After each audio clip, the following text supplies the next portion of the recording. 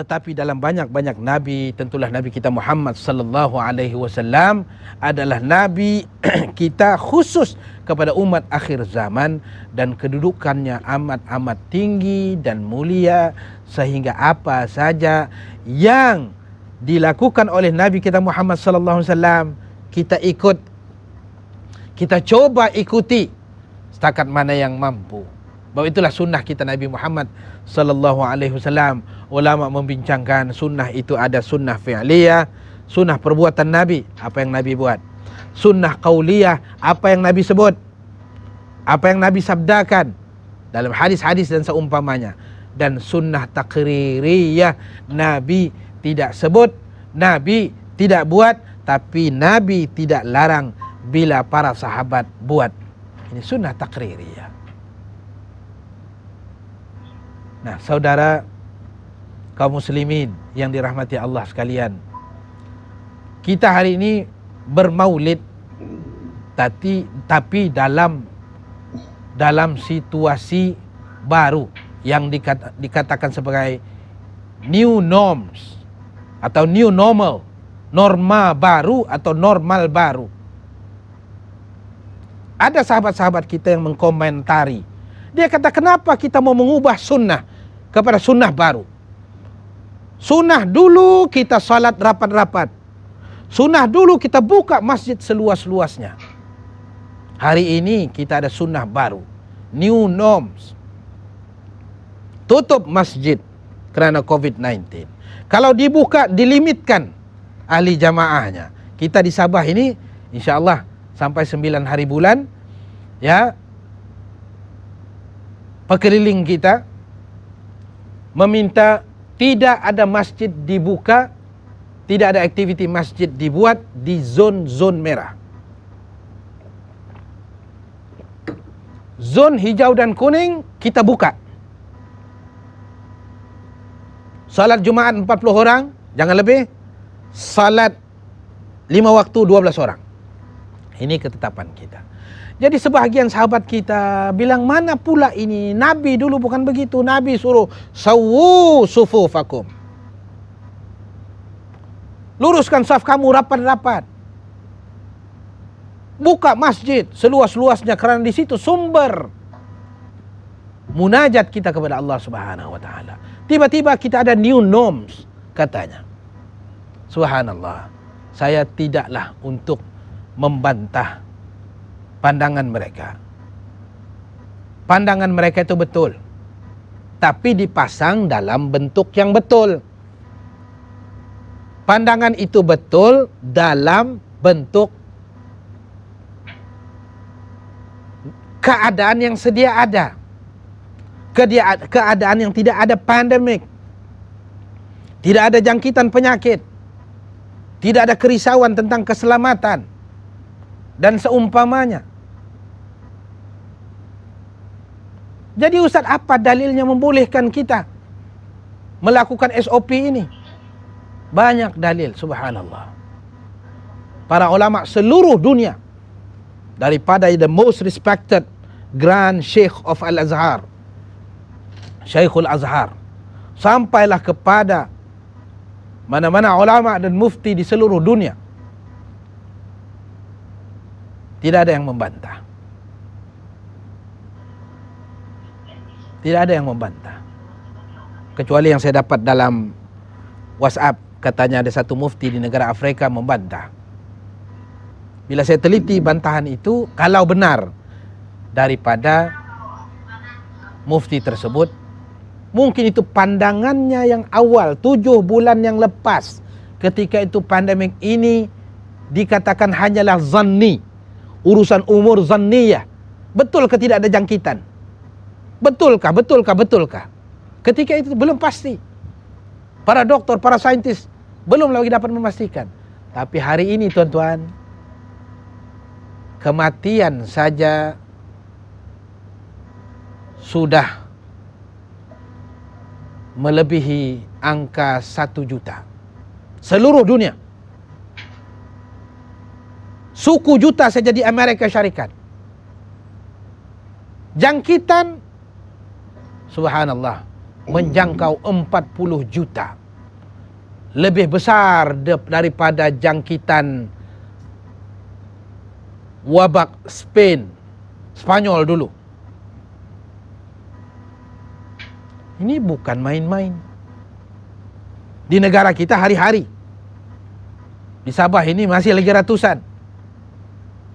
Nah, ini Piramli bilang bukan cobaan, ini betul-betul.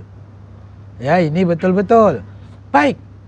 Kalau dia betul, dia benar, maka istilah new norms tadi, ada sebahagian yang mengatakan itu new sunnah. Jadi new sunnah, kita membuat satu sunnah baru lain daripada sunnah Nabi Muhammad. Maka saya katakan itu bukan new sunnah. Sunnah itu satu saja, sunnah Nabi kita Muhammad sallallahu alaihi wasallam 1400 tahun dulu. Ini adalah norma, lebih tepatnya norma atau normal sementara, temporary norms, norma sementara. Sementara sifatnya karena ada darurat di sana. Bukankah kita belajar dalam kaidah usul fiqh ad-daruratu tubihul mahzurati? Bukankah darurat itu mengharuskan benda-benda yang dilarang? Malah ulama mencerakinkan lagi, darurat itu juga mencegah, boleh kita cegah benda yang dibenarkan. Nah, ini perkara-perkara yang perlu diperjelaskan. Ya, perlu diperjelaskan bahawa apa yang dilaksanakan ini sebenarnya SOP, PKP dan seumpama ini dia sesuai dengan sunnah Nabi sallallahu alaihi wasallam. Kenapa pula sesuai? Kerana hadis Nabi kata apa? Fafirru minal majzum kama tafirru minal asad. Kamu larilah daripada orang yang ada jangkitan penyakit sebagaimana kamu lari, kamu menghindarkan diri daripada al-asad, daripada singa. Maka istilah fafirru itu, larilah kamu itu, maksudnya mencegah, maksudnya melakukan proses pencegahan, proses perawatan kalau sudah kena jangkitan, termasuklah penjarakan sosial, termasuklah macam-macam lagi SOP. Dia bukan SOP WHO, dia SOP yang telah pun dibincangkan oleh para ulama di negara kita dan di negara-negara Islam yang lain, dan dia tidak ada larangan syarak. Kata ini sunnah baru, ini bukan sunnah baru. Ini norma sementara kerana ada penyakit. Saya tanya tuan-tuan, kalau tuan-tuan ada sakit bisul di punggung, boleh tuan-tuan duduk bila salat? Tidak boleh. Jadi mungkin tuan-tuan hanya salat di atas kursi. Atau kalau tuan-tuan ada masalah tulang belakang misalnya, tidak boleh berdiri, maka duduk di atas kursi. Apakah itu new norms? Ataukah sunnah baru? Tidak. Sunnahnya tetaplah berdiri tegak bila kita menunaikan salat, rukuk, sujud dan lain-lain lagi rukun-rukun fi'li dalam salat. Tetapi perkara ini ada pengecualiannya bila berlaku suatu mudarat, suatu keadaan yang menyebabkan kita tidak dapat melaksanakan sunnah itu. Maka ketika itu dibenarkan untuk orang yang tidak mampu berdiri salat duduk. Malah orang itu tidak mampu berdiri, tidak mampu duduk, baring saja. Mungkin dia paralyzed. Maka dibenarkan dari sudut syara untuk dia salat berbaring. Maka kalau berbaring pun dia tidak mampu mengangkat tangan untuk takbiratul ihram. Anggota badan seluruhnya paralyzed. Yang ada mungkin yang tidak paralyzed akalnya dan matanya serta lidahnya. Maka ketika itu dibenarkan salat berdasarkan isyarah pakai mata saja. Allahu Akbar, Allahu Akbar. Dibenarkan sampai ke tahap itu. Melainkan barangkali kalau dengan mata pun tidak boleh, dengan akal pun tidak boleh, dengan lidahnya pun sudah mati, maka ini inna lillahi wa inna ilaihi raji'un. Selesai sudah urusannya di dunia ini. Nah, ini yang saya mau jelaskan kepada para hadirin muslimin muslimat sekalian. Ya, SOP yang ada ini adalah sesuai dengan sunnah Nabi tadi, fafirru minal majzum kama tafirru minal asad. Demikian kamu lari daripada orang yang kena jangkitan penyakit ini, ya. Ini asas kuarantin. Demikian juga saya teringat satu jawapan Al-Fadhil Ustaz Dr. Abdul Samad. Orang tanya, macam mana penjarakan kita masa salat? Sunnah Nabi bukan rapat-rapat, malah ada hadis Nabi bilang jangan kamu jarang-jarang, kerana bila kamu jarang di tengah-tengah, di celah-celah itu syaitan. Maka rapat, bahu bersentuh bahu. Memang itu yang betul. Itu yang asalnya sunnah Nabi. Dalam keadaan normal, biasa. Tapi dalam keadaan luar biasa, ada jangkitan, ada apa, maka keharusan itu ada. Kalau penyakit boleh berjangkit melalui sentuhan, maka jarak-jarak. Ustaz Dr. Abdul Samad, senang saja jawapannya.